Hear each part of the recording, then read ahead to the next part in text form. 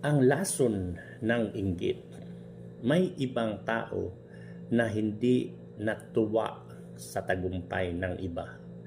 Kapag may nakakamit ng bagong bagay, sa halip na hangaan, inggit ang kanyang nararamdaman. Ginagawa niya ang lahat upang mapantayan. Kahit hindi kaya, ngunit sa kakahabol, siya rin ang napahamak, nalubog sa utang at nawala ang respeto ng mga tao sa kanya.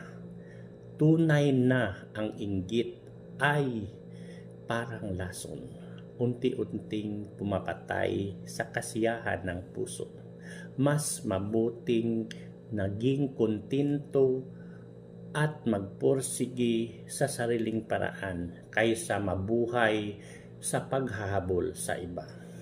Kaya huwag tayong inggitira-inggitiro kung ano lang yung makakaya natin.